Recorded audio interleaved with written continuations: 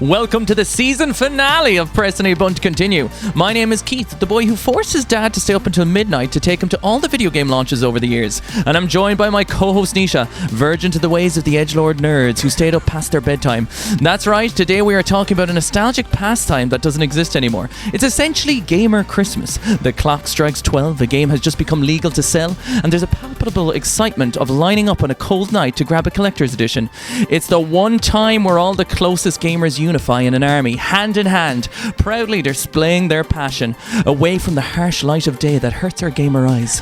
That's right, today we are all talking about the midnight launches.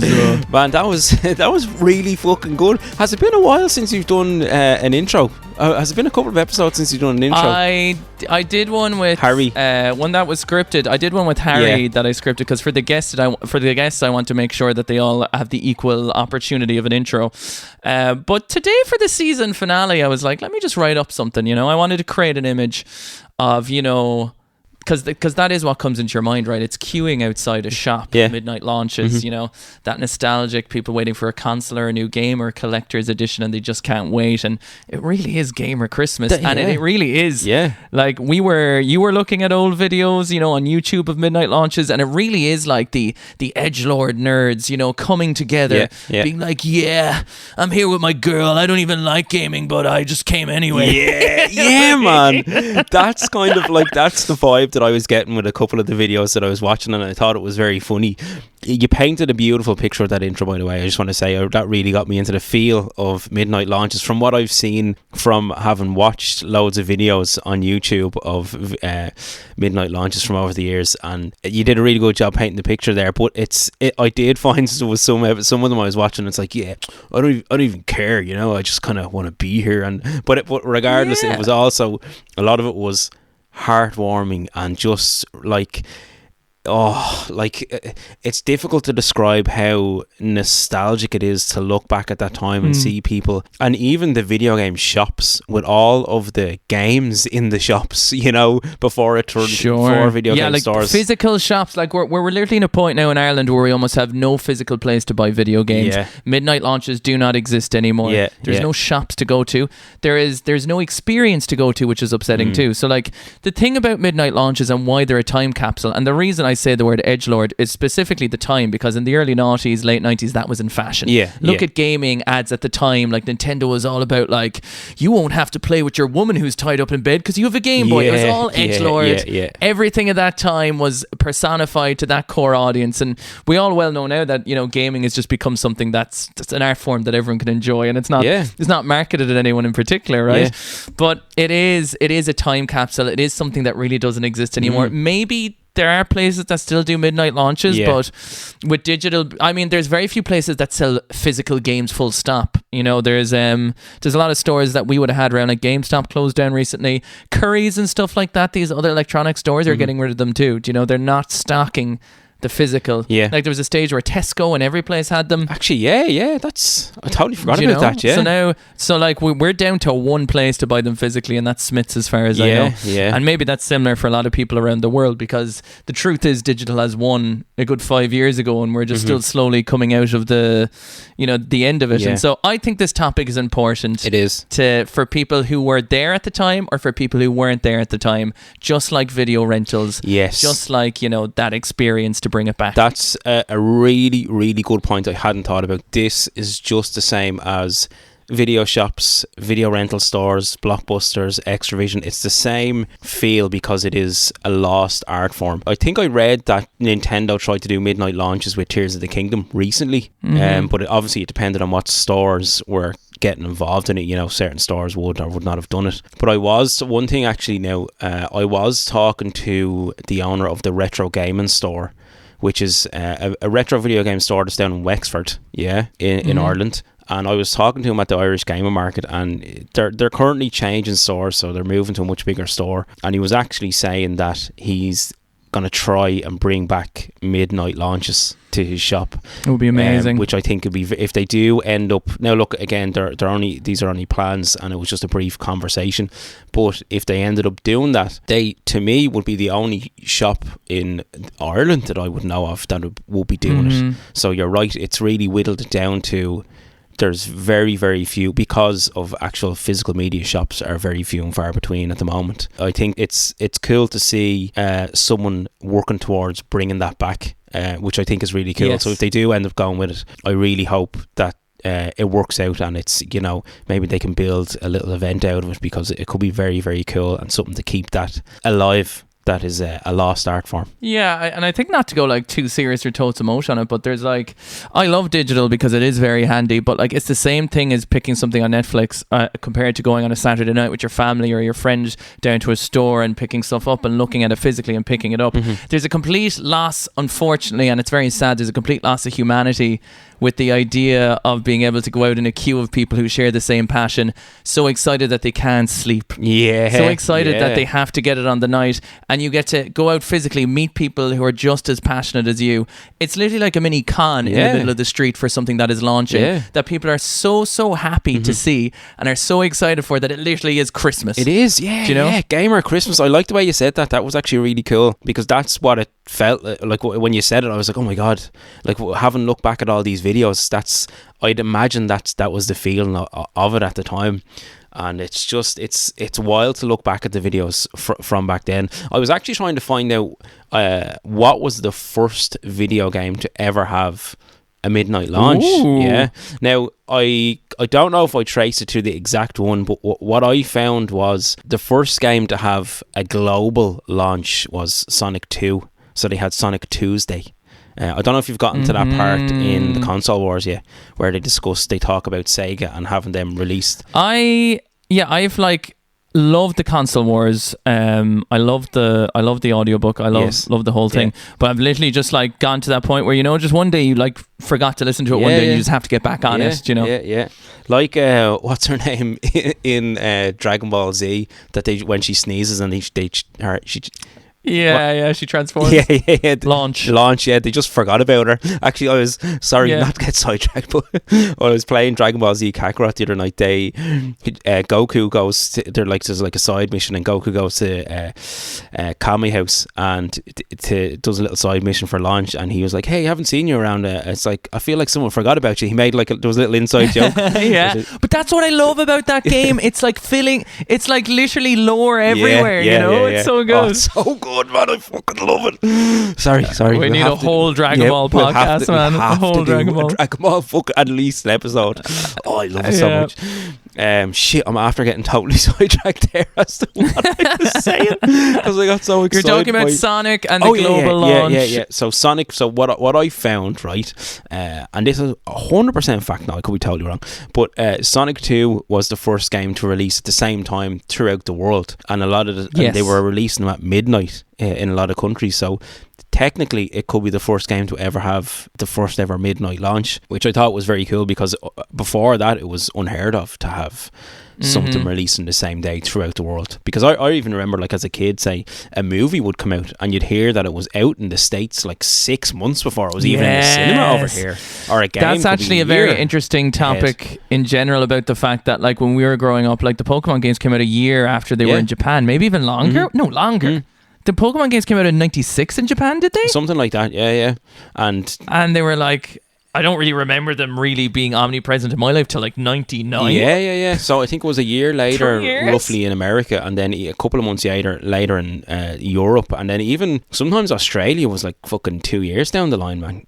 Crazy, like. I think the interesting thing as well about midnight launches is I used to get so excited about games that I used to try and get them the day before. Yeah. So I know now it's quite common to order games online, and you might accidentally get them in the post before you're supposed to have them. Yeah. But I remember specifically going in, me and my buddy John, we used to go into Tesco, and there was a Devil May Cry game out at the time. Cool. And we really wanted it, so we were like, oh, it's out tomorrow. But like, so we went to every Tesco in Chancellor Arm, and we went up to, like, you know, the like young new looking staff, and we were like, we're looking for this game, we believe you should have it. And they'd be like, oh my god, it's here, we do. And I guess at the time their systems didn't use say like, don't sell this. Do you know what I mean? Or if they accidentally put it in. So we used to get games, we used to get it like a day early. No way, did you? And I have a video of me getting it a day early. I have the video. No way, man. Yeah, it's about, now it was the DMC reboot, so it was about, maybe at this point it's about 12 years old, the video. Yeah. But I have the video of us opening it and making a skit about how we got 2 copies and all this stuff. Man, you'll have to, can you send that to me, please? I will, of course. It's actually on my laptop right here. I can send it to you straight away. So tell me, you're the one, I unfortunately didn't go to any midnight launches. I have a few launch day memories, alright, but what was your first midnight launch that you ever went to? Before I say that, is there a reason you didn't have them? Is there a reason, or was it just not your thing? Do you know what? I think I can't actually remember it being a thing that it was ever like none of my friends went to midnight launches, so it wasn't kind of it wasn't something that was a conversation that was ever had when I was a kid, basically, you know. So I think like none of my friends went. And where you were living, was it a kid? Because like where you were living, was there any shops not part of this shopping centre, if you know what I mean? I to be honest, actually now I think it's coming back to me now that I do remember hearing about midnight launches, all right. I'm fairly sure actually some of the guys that I used to work with went to midnight launch for the GameCube. And that's just coming back to me now that I'm properly thinking about it. But I think the reason why I didn't was, again, just none of my friends, I don't remember any of my friend group, you know, talking about it. And when you're young, that's kind of where these ideas would kind of tend to come from, do you know? So it was just never something that was brought up, unfortunately. So yeah, there wasn't like a big reason why. It was just a conversation that we never, you know, it's just kind of because I think I was kind of noticing, because we obviously asked the listeners, you know, the same question, and you know, for a lot of people it seems to be 50-50, right? For some people it's like, yeah, that was a thing, and for the other people are like, what are you talking about? Do you know what I mean? It's like, it's very, very interesting that way. True. But yeah, I think my experience of it, like, I have some really, really nice ones. Like for me, it goes to like waking up. From the second I wake up in the morning, I'm like, oh my god, oh my god, oh my god, and then talking to my dad and convincing him to stay up till midnight to take me. So like he would have to be like, I had to stay up to midnight to drive us to get this thing and then come back. One I specifically remember was for the launch of the Nintendo DS. Oh yeah. So I got that in a midnight launch, and I remember we were driving in. Now I'm a type of person who panics because I'm like, they're not going to be there. It's like, but you pre-booked it, you're fine. I'm like, no, I need to get there straight away. The collector's edition will be gone. Like I get anxious before going to store. Like I run up, like, do you have it? Is it there? Because I don't know, I feel like somewhere in my life I feel like I'm always going to get shafted and some arse is fucking taking it, you know what I mean? But so I remember we had to queue up, obviously, so we had to get there like 11:30. So and my dad's standing outside. Now we are standing outside Patrick Street, which is the main city in Cork, and there was a shop called Game at the time. You remember Purple Game, not GameStop. So that was open, and we were waiting outside, and the funniest shit used to happen, man. So there wasn't a really big queue, which is hilariously embarrassing. There might have been like 6 or 7 of us at the time, like waiting outside Game, and there was, but obviously everyone was out on a night out. So like, people passing, they're all going from pub to pub drinking. So loads of drunk lads just got in the queue with us. They're like, what are we doing here, lads? I was only like 12 or something at the time. They were all pissed, but they were really funny. And they're like, oh, I'm going to see what this is about now. So so all the lads, I'd say they were mortified the next day. Now, you know, they still got it, whatever. Anyway, so they all queued up. We had our receipts to go in to get the Nintendo DS, and I was so excited because I was reading about this in magazines for months, you know, the dual screens, the touch screen. I know this wasn't kind of your console, but I could not wait. And Mario 64 was the launch game for it. So I was like, no way, you know, so I was like, holy mother. So we went in anyway. All the drunk lads were behind us, and I was like looking at the games at the time, and they were like, what's this? They're like, so they're at the counter. It's like, what am I buying? I was like, this is the launch Nintendo DS. Like, I have no fucking clue what that is. I was like, but I'll buy it anyway. No fucking way. All the lads kept all of them bought DSs, 150 quid, whatever it was. All of them langers buying DSs, not having a clue what they were. That is Imagine waking up in the morning with a group of 6 lads, all with 6 Nintendo DSs, not having a clue what it was. But I just remember taking that home then, and like I was someone who used to keep the box pristine, open it up. Like I really saw it as a piece of like architecture, you know. I was like so excited. I remember that one. I remember Gears of War. Oh right. Went to the midnight launch of the first Gears of War for the collector's edition. With the steel tin, which I still have up on my wall there, that my dad had to take me with again. Nice. Still couldn't drive at that point. I was only 14. Oh yeah. Was that in the 360? 360. That was on the 360. Cool. And like just the excitement of having it in the car, like not being able to wait. I remember going home and he's like, right, you can play an hour, and then we have to, like, you only get an hour because like it's already so late. Do you know what I mean? That was another thing. Do you know, man, I remember a midnight launch I went to. It just came back to me. You did go to one. Well, you liar. Wait. Betrayal. I'm really it wasn't a midnight launch, but right, this is the closest I ever came to a midnight launch, right? This is very sad. So I remember one year around Christmas time, Dunn Stores said they were going to open at midnight for shopping. So my granny said she's going to bring me and Aidan shopping at midnight in Dunn's. And I remember we stayed up really excited to go shopping to Dunn's at Dunn's Stores at midnight, like just food shopping, grocery shopping, and we drove up and there was a big huge queue the whole way up, so we just turned around and drove home and went to bed. Wait, what were you hoping to get? Just shopping, but it was midnight, man. Oh, just a midnight launch for shopping. Yeah, was that like the first time Dunn's was open at midnight or something? Yeah, it was, yeah. Oh my god, so yeah, the closest hilarious. ever came was we were going to go grocery shopping at midnight. That's it. That just came back to me. I totally forgot about it. But it's a story that always sticks with me. That I remember like driving around the corner and just this sea of cars, and my granny was like, "Yeah, fuck this, we're going home." Yeah. Oh man, it's so you know, it's kind of weird actually. I was trying to think. I was like, did I have any midnight launch consoles? Oh yeah. And I was trying to think. Like, I definitely remember I got the GameCube on launch day because I remember going to Smith's with my dad in the game. Remember it called Gamer Zone? It used to be called Gamer Zone. Oh right. Or Zone it was called. Oh right. So Smith's had the gaming section was called Zone. Oh nice. Do you remember that? Yeah. You had a membership you card. You gave me a Zone card, I think. The membership card. Yeah. So. Yeah, I remember getting them on the day. The last midnight launch I went to, and it's the last one I saw, was for Red Dead Redemption 2. Oh, very good. In 2018. No way. So the last midnight launch that I knew was available for a game that I would have wanted was 6 years ago. Oh. At least in Cork, which is kind of the death sentence of it. That's cool that you were still doing it there, though. I mean, Smith's could, because I guess, like, it depends how much pre-orders, and now that Smith's is the only place, they might do them again. Like, GTA 6 has a chance of creating a midnight launch if 100%. Anything does. Do you know what I mean? Absolutely. I remember more recently though, Gears of War 3. This is when I was driving, so I could go on my own, and me and my buddies would go. Ah, nice. Yeah. I remember going to Gears of War 3 in GameStop in a shopping centre, and the whole shopping centre had to be opened just for GameStop to be opened. Cool, yeah. To get the game. And I remember getting these giant t-shirts, Gears of War t-shirts that were like nice. quadruple XL, because that's the only ones they ever get.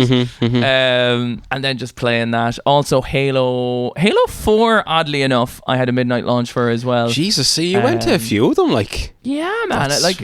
Gaming is my jam. Yeah. You know what I mean? I was like, and particularly when I could drive and I was finish school or whatever. I was like, why the fuck not? It's fucking so exciting. Oh man, that's so cool. I have a few launch day, which is kind of similar. I was only a few hours behind you. So I do remember launch day of Modern Warfare 2. And it was on the PS3, I think, or Xbox 360. But it was in 2009. I checked it out.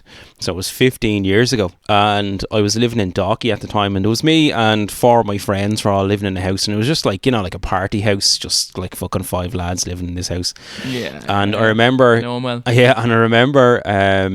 like I didn't pre-book it or anything, and I was like, oh fuck, the hype was so big for this game, and I just said, I'm gonna chance my arm. I was off, whatever day it was, I was off, so I just strolled down, and when Extravision opened, and I remember walking in, and there was like, banners everywhere, and they had like stacks and stacks and stacks of games, man. I remember the whole counter was just piled up with games, and there was nobody in the shop.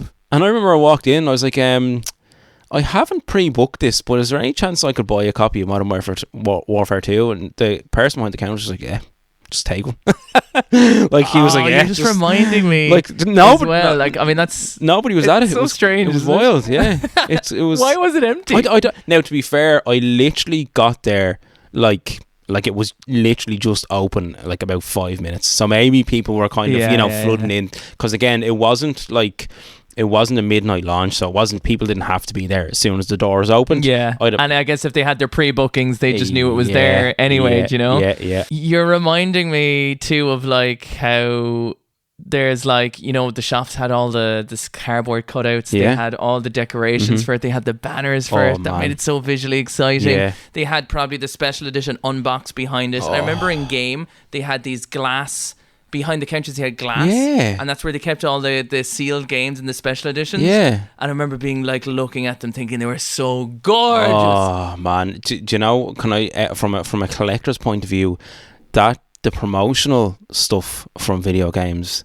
like really is something that really interests me, especially stuff from like the 90s. Is something that I because you can't buy that stuff. It's so difficult to find. It's extremely expensive. But that kind of stuff, like promo, like signage from video games, is something as from a collector that I think is very, very interesting, and it's a real sub-genre of collecting that is actually kind of becoming quite popular because it's very difficult to find, but it's so cool. But yeah, I do remember. I just remember there being signs everywhere, like banners, and then the stacks and stacks of games. Another launch day for me was Skyrim, and I remember classic because I had college that day, right? And I remember going out on the lash the night before, and I had said to myself, I'm going to go to college the next day. I'm going to do my full day in college. And afterwards my reward is going to be Skyrim. And I remember waking up the next day, I'm fairly sure I was still drunk, and I was like, I'm not going into college. Went straight down to X-Vision, and again the same thing. I remember there just being stacks of games. I didn't pre-order, and I was just like, can I buy a copy of this? And they're like, yeah. They obviously keep, like, you know, they get extra copies in for people who didn't pre-order it on the first day. And I remember just going home, and jeez, I remember playing that for like fucking like I'm gonna say like about 12 to 15 hours, man. I just like the whole fucking day playing it, man. I got totally wrapped into it. My last ever launch day title that I bought was actually Tears of the Kingdom. So I pre-booked Tears of the Kingdom, and it was first and only game I've ever pre-booked was Tears of the Kingdom. Wow, that's the only game you've ever pre-booked? It's the only game I've ever... Consoles even? Yeah. Only one I've ever pre-booked. And I went up to Smith's and got it, and as the legend goes, didn't like it for months.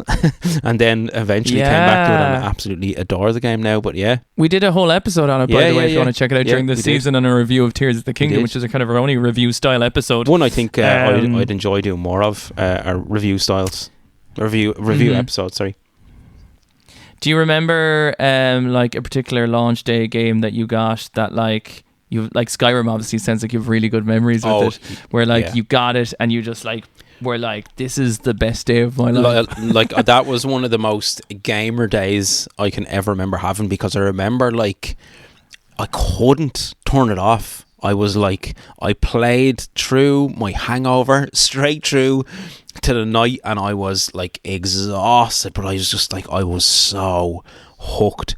As soon, like, man, the fucking opening music to Skyrim, the Fuss Road, wherever it is, the dun the fucking, and then oh man, that game. What's the first thing that your man says when you wake up on the cart as well? He's like, that's such a meme that's always used. I can't remember. Can you? I do remember that. Yeah, you're on the little cart going down little hill, like, or something. Yeah. What a fucking game. What about you for so you've been to a good few midnight launches, but you said launch days. Did you say the GameCube was a launch day title for, or the GameCube was a launch day with Luigi's Mansion, and I'm not sure if Super Monkey Ball at the time was a launch day game too. Yeah. But yeah, I remember being in Smith's and deciding between purple or black. I pre-booked it, but you didn't pre-book the colour, and I was like, do I want the purple GameCube or black? I was humming and hawing. I remember just seeing the stacks of boxes. What did you go with? What colour did you go with? Zone section. I went with black. Nice, I went with black in the end. Yeah. Which I was happy I did. Cool. There was a few launch day, like I got the Switch on launch day. I was lucky enough to book that well in advance. Oh, nice. I remember getting very excited. I got the Wii at a midnight launch. Fuck off, did you? I got the Wii at a midnight launch, and I remember no one could get the fucking Wii. Get the Wii. Wii was gold dust. Man, it took me over a year to get a Wii. Gold dust. Over a year to get a Wii. Yeah, I think my dad managed to get a pre-order from someone else, so like they sold him the receipt or something like that. No way. And I remember unboxing that beauty. You know me, I still think the Wii is goddamn sexy. Yeah. The Wii is a great console, man. That blue, that just fucking luminous blue at the disc port. And all the ports. Oh, fuck. Anyway, I've talked about that at length.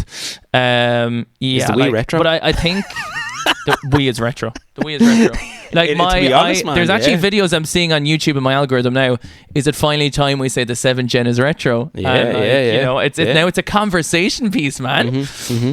Yeah, absolutely. But there's just like Gears of War was the one. You know, we were talking about how we wanted to do an episode on best graphics of each generation. Oh yeah. Coming home from the midnight launch with Gears of War. Gears of War made me buy a high definition TV. Serious, yeah. Like as in I remember being like, this looks so good, it's finally time to upgrade to see how good it's going to look. Nice. Gears of War was the first game that I was like, this isn't real. Oh, I was literally like, this, like, it was so ahead of everything else. Yeah. That it was like, what the fuck? It was that movement. Yeah, what's the movement thing called in Gears of War? The movement, the roadie running? You know the way they run and cover system? The smooth transition between cover system. Yeah. I just remember that real fluid motion of shooting, ducking, and then running to the next like brick wall or something. I remember playing that and being like, fuck me, this is like so realistic. Yeah. Now let me tell you a launch day story that got me in a little bit of trouble. Ooh. So probably to this day, maybe the biggest launch day of all time from any video game. Okay. At least in terms of marketing, right? Obviously you could maybe say GTA, but I think other than that was Halo 3. Oh yeah. Halo 3 I think was the biggest, I remember, is the biggest multi-million dollar launch of all time. So like it sold more than every movie. It sold, like that year I think it was the highest selling media of anything. The launch had celebrities there. No way. There was like, there was so many places in like Las Vegas, all the launches, like it was a high profile event. Cool. So on launch day, of course, I was like, I'm going to be sick. Yeah.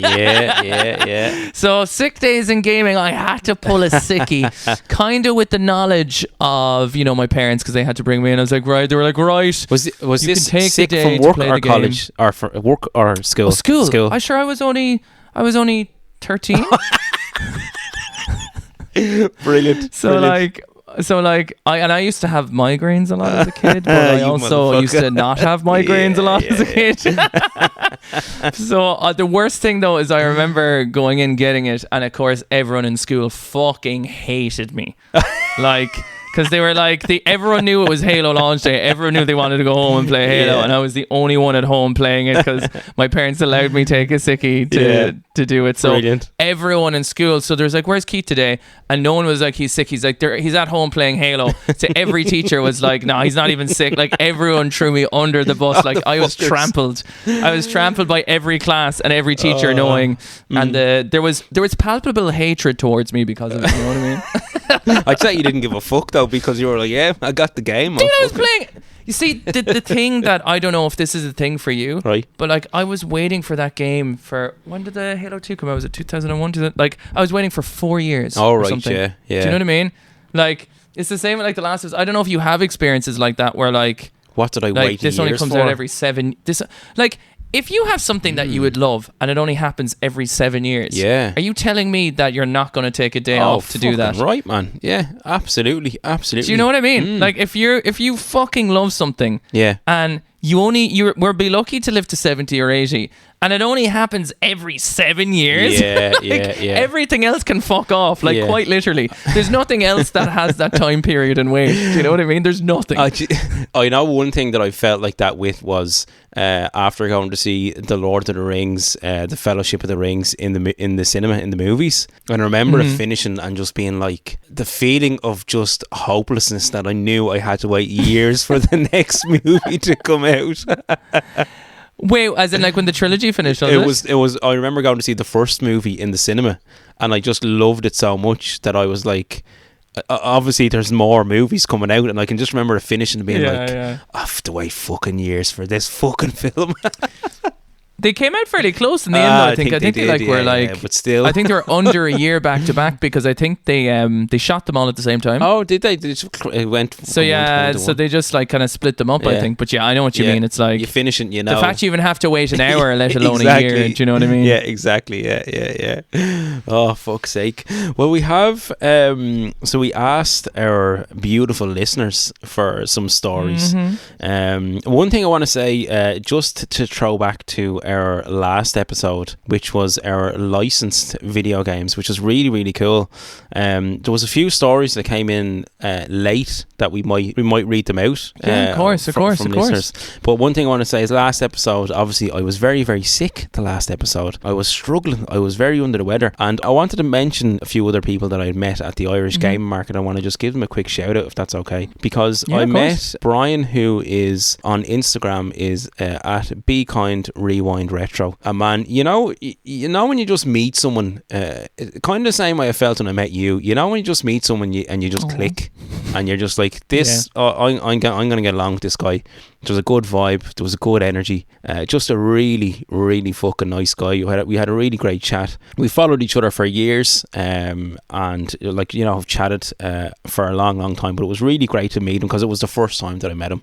So I just, I was just so sick the last episode, man, that my head wasn't on right, and I felt I had to mention the fact because he was really, really cool. And then also Francis, who was Fawn Gaming, who we have both met. He's my con buddy. Yes, of course. We've been to loads of conventions and met him there. And then I did meet a listener of the podcast, Eddie. So I was doing one of my the owner of Irish Game Market was giving me stick, Seamus, because I was going back and forth to the car, because I kept buying stuff, and he was like, "Are you going back to your fucking car again?" And I was like, man, I just bought more stuff. But I was coming back from the car, and a guy stopped me and was like, "Hey, I'm a fan of the podcast. So I listened to the podcast," and I was shocked, man. I was like, "No way, that's really fucking cool, Eddie." That's wild. And I think he had been caught out in the wild. Yeah. I think he had just bought a copy of Wind Waker for his partner, as far as I remember he was saying, for his girlfriend. But it was just really, really cool to have a quick chat with him. And he was a nice guy, so I just said I'd give him a shout because it's cool when someone comes up and says, I like the podcast, I listen to the podcast. Absolutely. In the real world, it's very, very cool. Yeah. And then it wasn't at the Irish Gaming Market, but I did meet up with Daryl Thrift and Flip from the 4Gamers pod. We met up a few weeks ago. I brought him to the shittest market in Ireland. But then we just went and had a coffee and a cake and sat down and had a chat, and it was just really nice to meet him. And I wanted to mention those few people because it's just nice when you meet people in real life. And I think this episode is all about Midnight Launches is really a gaming community thing, because it's all people who are mad about video games, and everyone is queuing up together. Everyone's on a good buzz, everyone's excited, sharing their stories and blah blah blah. And I just wanted to mention them because, again, it's cool that all of these people that I met, the likes of you, this whole podcast is all from the love of video games and the community around. I know. Do you know what I mean? That's what was coming through my head the whole time. I was going to ask you, I was like, and do you know why you're like talking to all these people? Yeah. And like why I love the way it's like there's this like there's the old perception that video games is the opposite of that, and like it couldn't be less the truth. Like, do you know what I mean? Like, as in you really meet your people. You know what I mean? 100% you do, man. 100%. So just a shout out to all those guys because it was a pleasure meeting them. But before I think we'll get Aaron to roll the tape before we jump into our listener ones, will we? Before we roll the tape, though, I do want to ask you a quick question. But do you have something first? I have a list of games that people wrote in from our top 10 licensed games, and one of them is from Corivium said Earthworm Jim on the Mega Drive. Well, actually, Corivium first said, "Hope I'm on time for this," and I would like to tell you were not on time, but we're doing you a solid. Yes. We got you. So they said Earthworm Jim on the Mega Drive. Christ, my anxiety. That's where it all started when I was 4. Imagine him shaking when he was 4 because that game is... I've been there, Majora's Mask. And then he said 1.5 is fuck the Lion King. Okay, the 1.5 fuck the Lion King is hilarious. Which is very, very cool. Second on his list of licensed video games was Spider-Man 2 and the PS2. Amazing web mechanics. That's one that you had mentioned, wasn't it? I did. Good taste. Yeah, good shout. 3 was surely Pokemon counts, right? Nah. Sorry, you just have to delete that straight away. Unfortunately, I'm sorry, Carivium. That it doesn't count, and we're going to have to get you to redo the list and get some research the next time. Right? Thank you.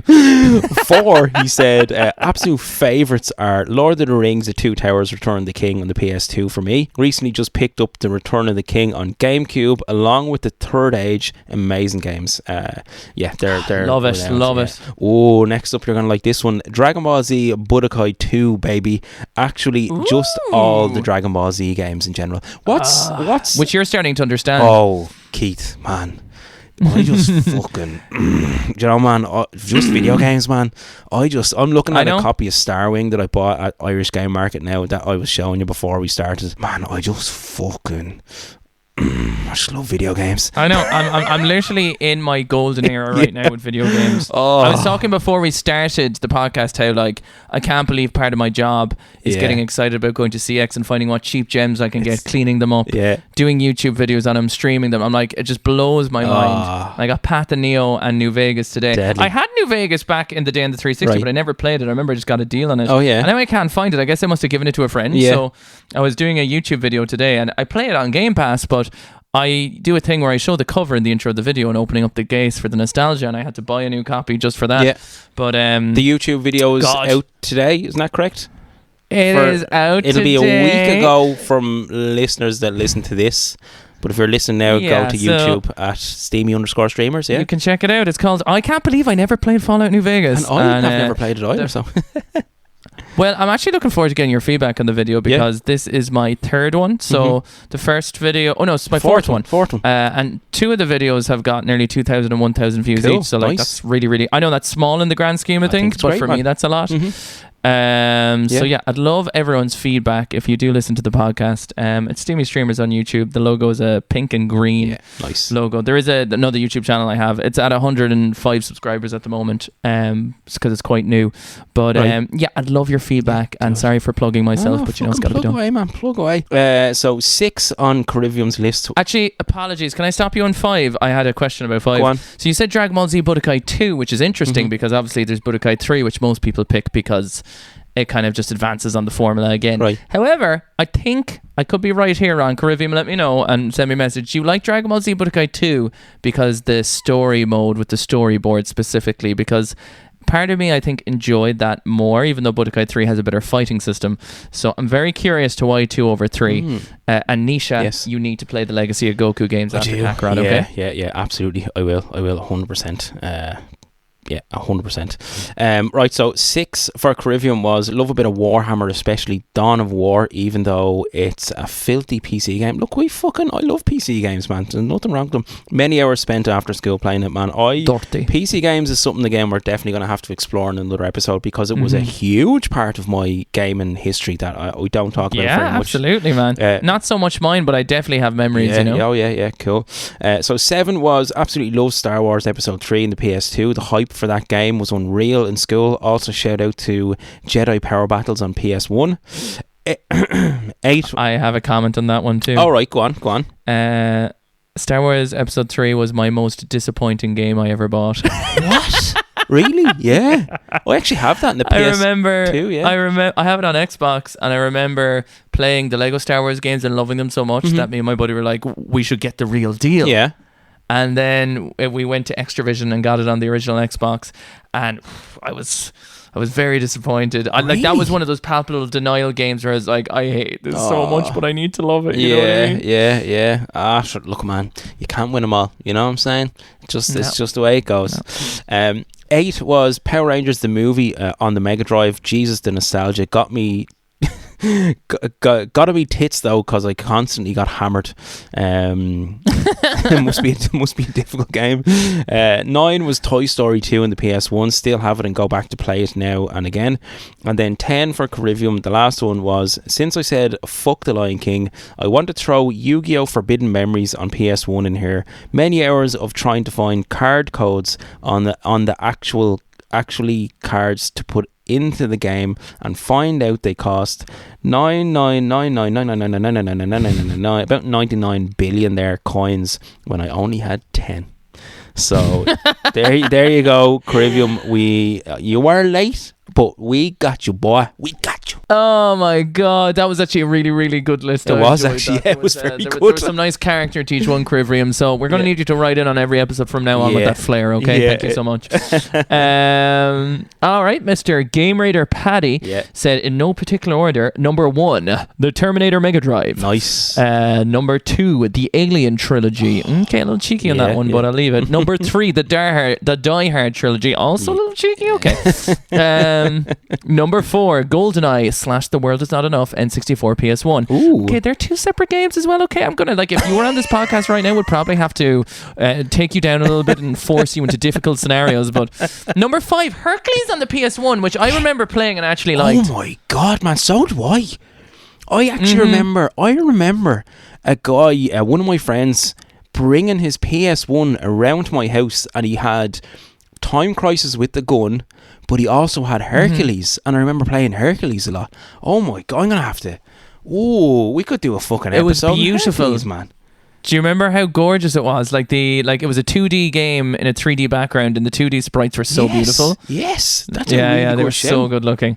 I think it's really hard. It was one of my first games I ever got. Oh really? Yeah. Like it was one of the first games I ever got, which is insane. I'm have to revisit that. Speaking of the light gun, there was a PS1 game called Point Blank and Point Blank 2 that I used to play quite a lot. Oh, nice, yeah. Number 6, The Incredibles on the GameCube. Number 7, Nisha, Kakarot for the PS4 /5. What a game. /Xbox /everything. It's also on the Switch, actually, oddly enough. Oh yeah. Oh my god, I have this. Number 8, the Page Master. I have a copy. I just bought this, Keith. I bought that. Did you just buy I it? bought that in the SNES at Irish Game Market. No fucking way. That's one of the. I bought a couple of Super Nintendo games at the Irish Game Market the other week, and Page Master was one of them. Fuck, dude. Do you remember the movie? I watched that movie 1,000 times as a kid growing up. That's a sign, man. We have to play through this game. We have to play through the Page Master. Fucking hell. What are the odds? Richie Rich, man. Home Alone guy was in it, right? Was Macaulay Culkin was in it, right? Macaulay Culkin? I can't fucking remember, man. I think it was Macaulay Culkin. I could be wrong, or maybe it was. Hang on, I actually have to look that up now. The Page Master. I just want to see who's staring real quick. I don't think it was Macaulay Culkin. It must be. It was Macaulay Culkin. Was it? Yeah. Jeez, I can't even remember. But I remember seeing it and going, fuck. I enjoyed that movie when I was a kid. I'm gonna get it. But what are the odds? Hundreds and hundreds. I'm so confused because I fucking loved this movie, right? Yeah. And has 19% on Rotten Tomatoes. Fuck that, man. I agree. Fuck that. Like 80% of people like it, but like, yeah. Why is this movie so harshly rated? I knew this as well before I went in, that this movie is weirdly harshly rated. What year was it? It was 1994. No way. Wasn't Macaulay Culkin? Yeah, it was Macaulay Culkin. I'm looking at him. Fucking no way. It was Macaulay Culkin. It was Here High. Here High. And remember, there was all the cartoon parts in it. I thought the movie was fucking awesome. That is. I can't get over the randomness of that game. Him saying that, and then I only bought it, and then you saying you loved it. That's, man, we have to do it. Anyway, sorry, we have a job to do. Number 9, Small Soldiers. And number 10, The Warriors on the PS2, which I have a copy of on the Xbox. Very good. So some great stories there from a great list of licensed video games. That was from our last episode, which was our top 10 favourite licensed video games, which you can listen to now on all podcast platforms. Just check. Hey, Slay. Press any button to listen to the podcast. You know what the fucking name is. What about will we get Aaron to roll the tape, which is our advertisement for our social medias? We will. We both struggle to say advertisement. We all say tis. It's just inbuilt in the Irishness in us. It is. I wanted to ask you one question first before we go. What are you playing at the moment? I am currently playing Dragon Ball Z Kakarot, and that's just life consuming. Keith, when I like seriously, it's probably I don't know. Like, I loved Tears of the Kingdom, right? I love how you can't even. I love how you're even struggling to talk about it because you're so excited. I'm struggling to put it into words. I think it's the most fun I have had playing a video game in genuinely since my N64 days, since the innocent of youth. Wow! Like, no joke, man. Right? Just how much I am enjoying this is it's incredible. Like, I can't get over how much I'm enjoying it. Now, look, I'm obviously a newly huge fan of Dragon Ball Z, but just how it's going through the story, but getting to experience that world, how it changes from different characters. I love how it takes you through the story at a really nice pace, and it goes through the story at a fairly good pace. There's side missions, but it doesn't overwhelm me with side missions. It gives you a few, and then you can move on. I love the fighting. I don't know, man. I absolutely love. Like, this is. I'm sorry to keep going on about it, but this is. No, go. Definitely up there, and I haven't even finished it. I think I'm 30 hours in. I'm actually just at Cell has just achieved his perfect form, and so that's where I'm at in the game. But this is up there already. It's one of my now favourite video games of all time. 100%, man. Holy moly. 100%. It is. That is so very good. very cool to hear. It's so good. It's so good. There's also a lot of RPG elements which are fun too, like the leveling up and the training and the different systems and the eating and the fishing and all that stuff, which create like a world around it, which is really cool. It's so cool. That gets me very excited here. That is incredible. What about you? What are you gaming at the moment? Obviously, thanks to the beautiful success and just the amazing job of the new Fallout show, which Nisha, I cannot recommend enough. You watch it. I think it's better than the last TV show. Yeah, I've seen and I've never played Fallout. I watched the first 2 episodes, and I have to say, man, I fucking really enjoyed it. It's really. Also, your one's really hot. Yeah, true. Yeah, she's very good looking. But I just love how bizarre the show is. Like, it's just like I haven't a clue what's going on. Do you know what I mean? I don't know what any of the references are, nothing like that. I'm just loving it. It's really fucking cool. I mean, you're just getting it right. Like, it's like a post-apocalyptic world. It has this 1950s pre-war America people, and then it has all the jaded people, and it has all the politics around it, which the show doesn't go into too much, and I don't think it needs to. It just gets that atmosphere right. The games are phenomenal. So I recently tried Fallout 3 again, which was the one I really grew up with and I loved. And I was doing it on stream. Those games, man, the Bethesda games, same with Skyrim, right?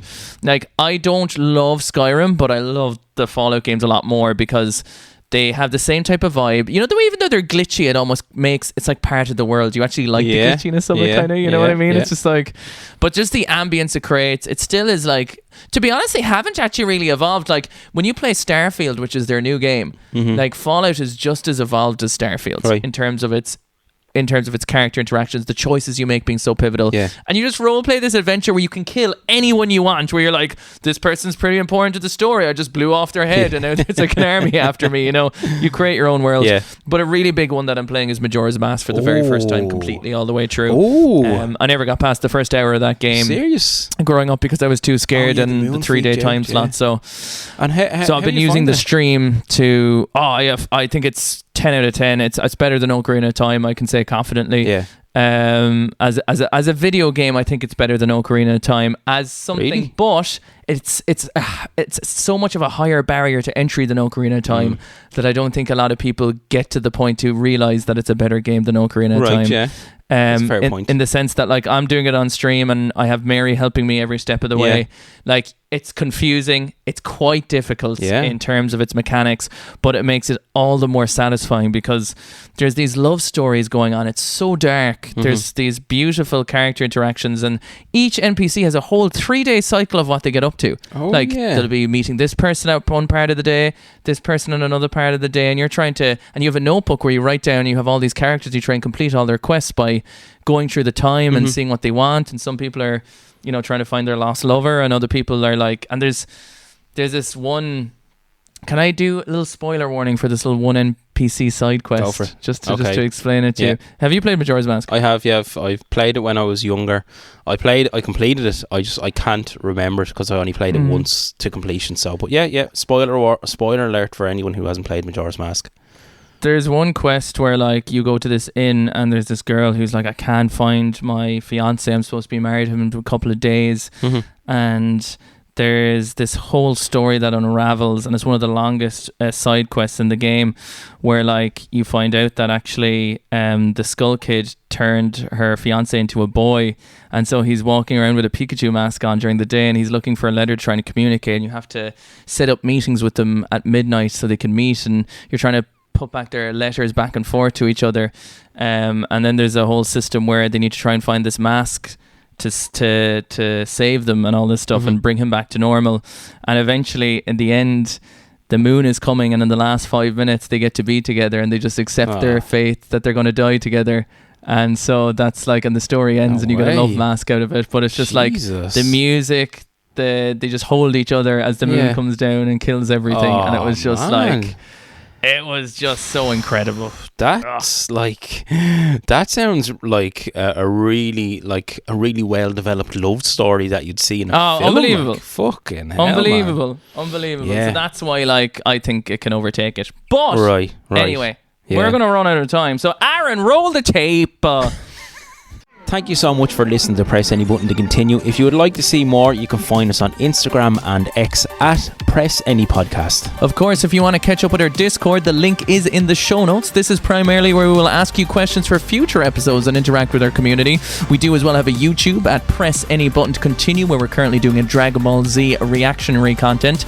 Of course, as well, we do have a Patreon where you can support us directly at patreon.com/Press Any Button to Continue, where we have exclusive content and even some special stickers to send you if you sign up. And if you like what you hear, please remember to rate, review and share the podcast, as it really helps us grow. Now, no more diddle-daddling, back to the show. And welcome back. Thanks everybody for sticking with us. I know we got totally derailed there, but you know, man, I'm really enjoying this episode. I'm really liking the flow of it. I'm really liking the buzz, the atmosphere. It is our season finale, so it is the last episode of season 4.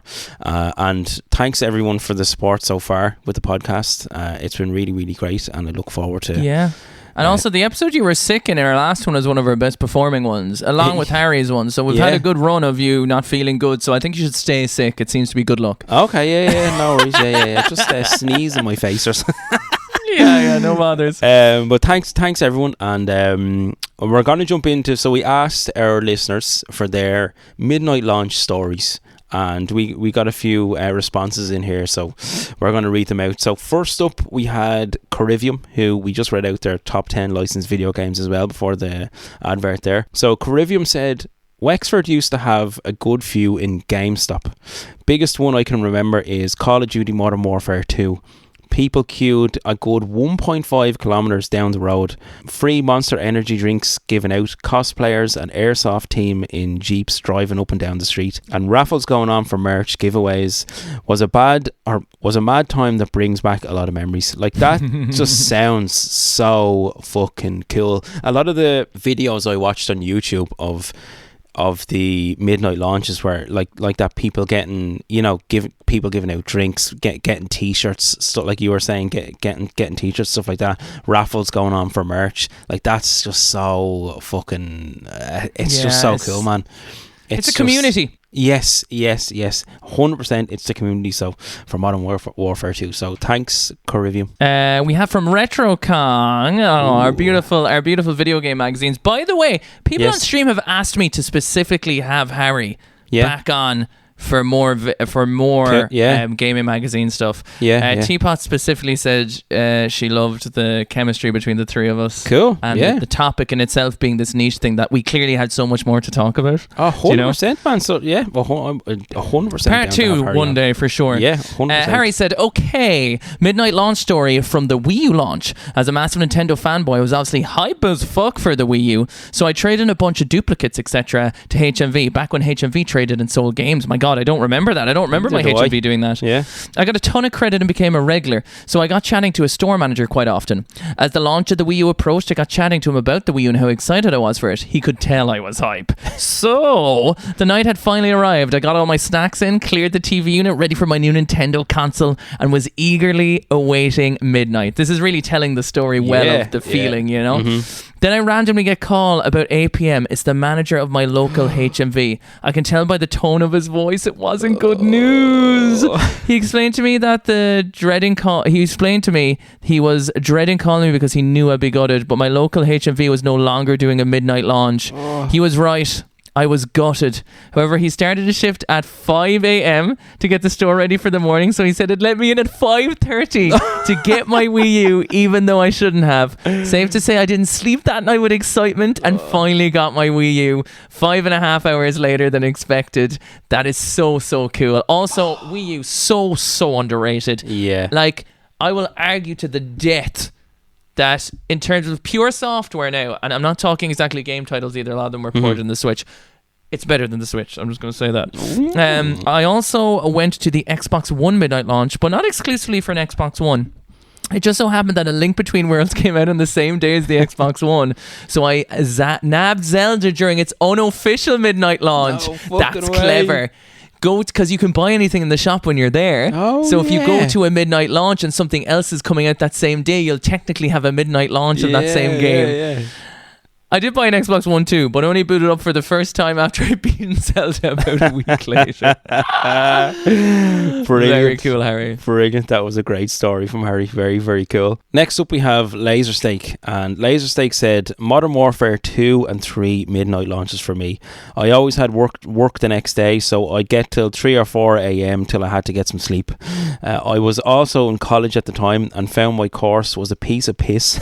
So I spent thousands of hours on those games online. All my friends played on the 362 and we'd have party chat and a full team so often. Absolutely amazing times and peak gaming for me. Now we're all in our mid-30s with kids and wives, etc. So the next time I guess we'll all be like that again is when we're in a nursing home shitting our pants and being 13 or 103.37 on the LAN. I don't know what that means. My local GameStop guys were always sound out too, giving out pizza to people queuing up and in general being really well organised. Shout out to the Waterford GameStop. That's really cool as well though, isn't it? Like the fact that the store people were really looking after them and stuff like that. But that's really cool. Modern Warfare 2 was my first online game as well, man. Fucking definitely like outrageous amount of hours spent playing that game. Thanks, Laserstake. Mr. Day said, midnight launches, I picked up the Series X, one of my goddamn favourite consoles now. At midnight from game, there was a big smell of energy drink, lots of rockers and metalheads, just an in and out job to be honest. Switch didn't get a midnight launch, but had an 8 a.m. opening. My house was next to the station, so I was able to get to town in 10 minutes and back, more or less straight away as well. Love being able to walk in and out as everything was paid up in advance. That's just the pre-anxiety, of just being like, I need to make sure it's all good and ready to rock, Yeah. That's so cool. Thanks, Mr. Dave. Next up, Mark the Mill, the fucking succulent cunt himself.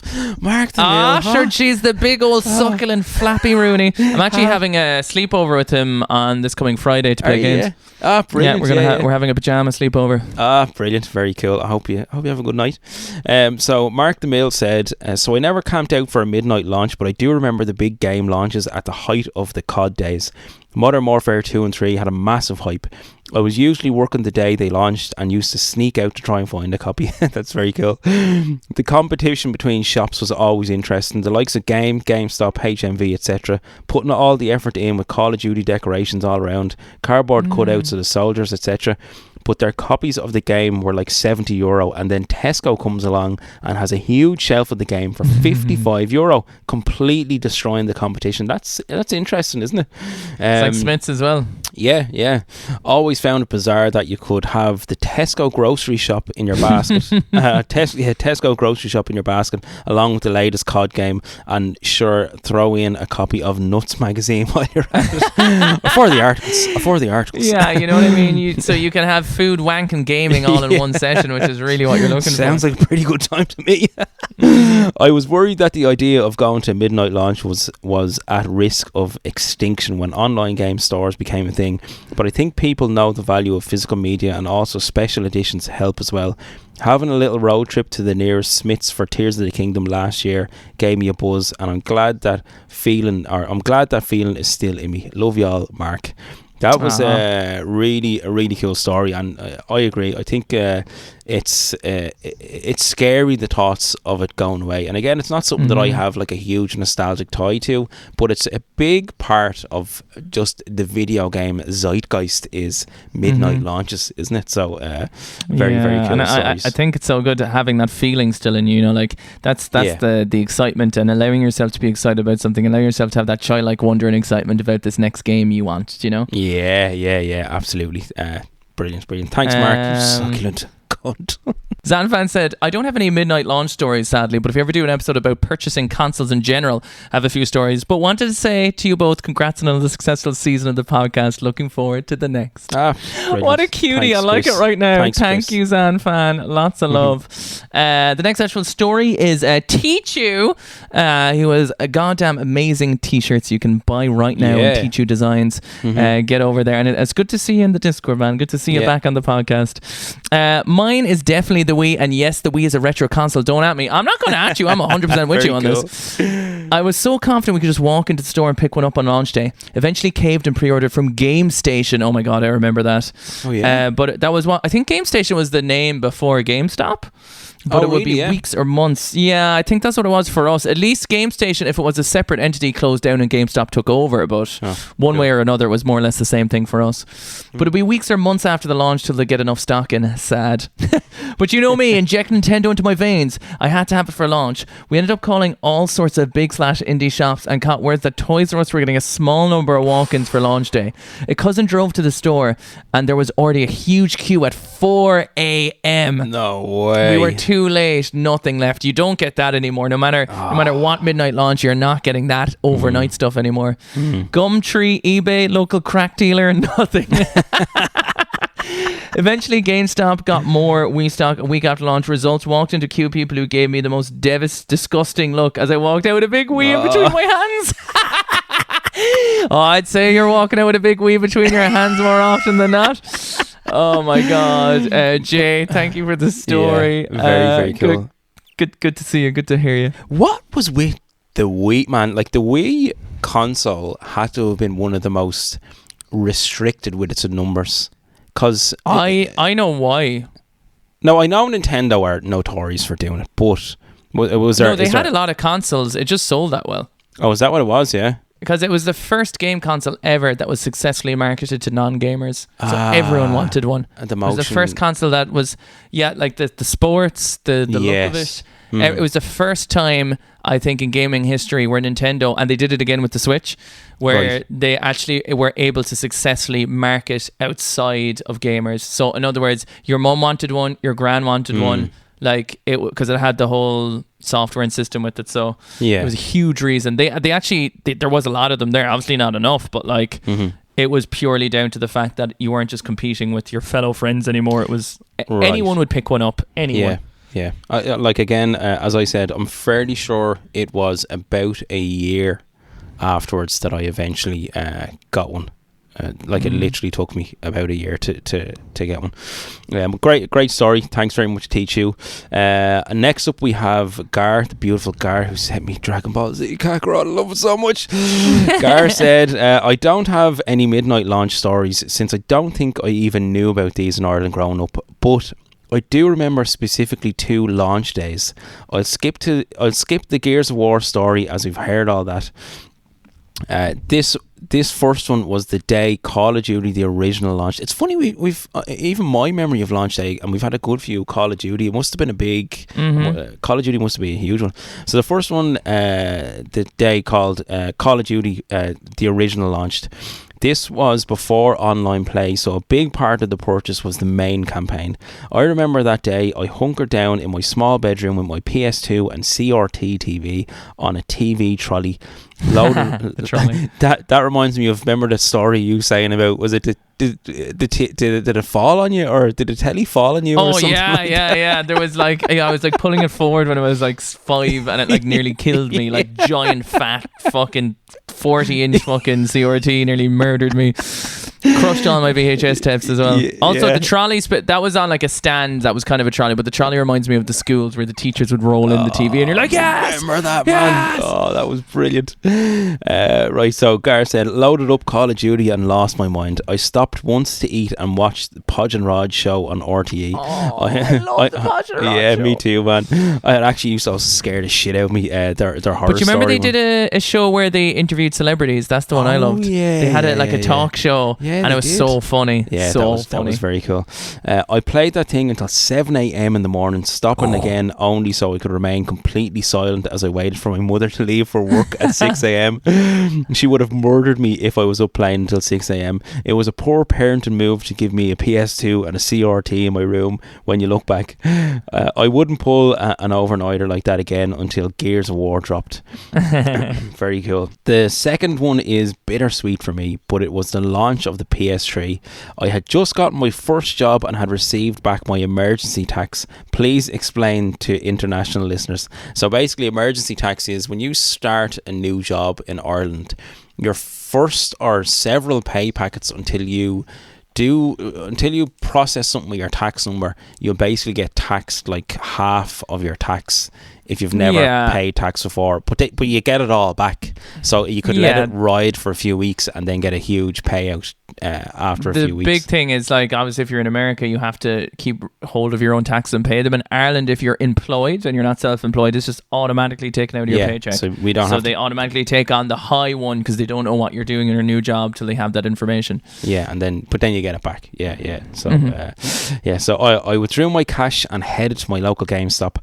I picked up that sexy, sassy fat boy and ran home carrying it. I feel like he was inspired by you there by saying that. That's the sexy, sassy Keith. Fat boy. Almost having heart failure on the way that I would be robbed. I arrived home to my mother freaking out over me spending so much on a console when I had a perfectly good one. I proclaimed that it was the sole reason I got a job. In case you can't tell, my mother didn't approve of video games. Unfortunately, it was a day one version which I think suffered from an overheating issue. I returned it 8 times before GameStop refused to take it back if it happened again, which was nuts looking back on it. They probably thought it was some scam. So I was there with my 8th PS3 still sealed in the box. Luckily, a friend agreed to buy it for the original price with receipt, including the 4 games I had accumulated. He never had the issue I did. I took his cash, bought an Xbox 360 arcade, eventually upgraded to an Elite, and never looked back. Maybe I'll buy a PS3 again someday and live out my dream. Well, I wish you the very best, Gar, because the PS3 is such a fucking cool console. One of the few the original consoles, is anyway. Yeah. Oh yeah. One of the few consoles I can remember actually getting. Like, I remember the Christmas my girlfriend at the time bought me a PS3 because I was a big Xbox 360 guy and I only wanted a PS3 for the Blu-rays. I never thought I'd get into it, and then I played fucking Dragon Age Origins, I think, and just got fucking hooked on it. But great stories. I remember getting my PS3 just for The Last of Us. So I got the PS3 on its last year of being out when it was like super slim and had discounts with 2 controllers and stuff. Yeah. I think I kind of got it around that. It was like the slim PS3. Was it the one with the cover slided up? No, you had the in-between one. You had the in-between one. Yeah, wasn't the fat boy. There was 3 of them. You had the in-between one, yeah. Oh, right, yeah. It's actually under the bed beside me here. Really, really cool console. Nisha. Yes. That marks 40 episodes of Press Any Button to Continue. That's so cool, man. That's so cool. Almost 2 years. It is, yeah. Oh, shit. Is it 2 years? That marks our... Because we do 2 seasons a year. This is for... It must be coming up to our 2-year anniversary. It is. It's almost our 2 years, which flew. Yeah, man. That's crazy. It's crazy. I've had a great time doing the podcast, man. We've had... it's been great. The conversations we've had. The people we've met doing live shows. And just fucking having good fun, man. It has totally... reinvigorated my love of video games doing this podcast. I love it. And just talking and having fun and having the crack. It's just I fucking love it, man. And I just love video games. They're just beautiful. I know it's incredible, because it's like, I was also thinking the fact, like, in that 2 years, as you said, like 40 episodes, we have a Pokemon Red and Blue podcast playthrough. We've had guests on, you know what I mean? Yeah. Which has just been so good, and I can't wait to have more guests on as well. And like recently, just even doing the video game ones. We had, in this season, we had our first review. We had 2 solo episodes because I went traveling. Oh yeah. You know what I mean? We had we did a Saturday morning cartoons and a nostalgic Christmas special and a Banjo-Kazooie episode and a recommendation of retro classics you need to play on the Switch. There was just so many cool episodes, and I think it's wild to think that, like, I'm like going through the list here, and you know, we had our Schoolyard Stories episode, we have our retro rentals, our sleepover stories. Mary came on the podcast, Barbosa, Once Upon a Quest, Harry. Like, just so cool to see that backlog of the people who've been listening, and as you said, doing the live shows, and most importantly, us getting to hang out and chat and do this. Who knows how many seasons we have left in us? Hopefully a lot. But Keith, you will it's always never leave me. It's important to celebrate, finishing out another one, right? What are you laughing at? No, I know, I'm here. I'm the same as you. You know what I mean? Like, you attach to me and I'll attach to you. We'll dock each other. Like, do you know what we have to do the next time we're in person? We have to do the Fusion Ho picture of me and you doing the fucking doing the fingers. And then what we should do is we should get a picture of us on the next one where we put our faces on top of each other and use a bit of transparency so it looks like we're the one face. And during this course of your time, before the podcast, you didn't know what Dragon Ball was, and after the podcast, you're its number one fan. Like, man, totally. It's wild. Like, I had watched like a Dragon Ball like 10 years prior, but just watched it once, and then that was it. And like, I enjoyed it, but I didn't like fall in love with Dragon Ball Z, and then Dragon Ball Z, man, and fucking. But I'm actually I've watched a few episodes of the original DragonAll, and I just it's so good. It's so good. Well, thanks to everyone who listens to the podcast, who supports the podcast. It really means a lot when we get nice messages from people and people sharing it. That's always I think the best way, you can support the podcast. Like, it's great when people sign up to the likes of Patreon, when people follow on social media, but like simply like recommending a podcast to a friend, I think is literally the best thing you can do. 100%. So if you do that, thanks very much. And if you have any friends you think who might want to listen, please share it along, because it helps us greatly. But Keith, congratulations to you on 4 seasons, 40 episodes. Congratulations to you for putting up with me for 4 seasons. It has been a pleasure, sir. It has been a pleasure. And on that note, always, bye. Bye. Oh wait, also we'll be obviously like gone for a month or so. So we'll catch you. We'll catch. Come back. How long are we going to take a break for? I'm assuming it's probably going to be around a month, because we'll probably take a week or 2 off, and then we'll probably take the next week or 2 after that to set up our new season and get up an episode list going.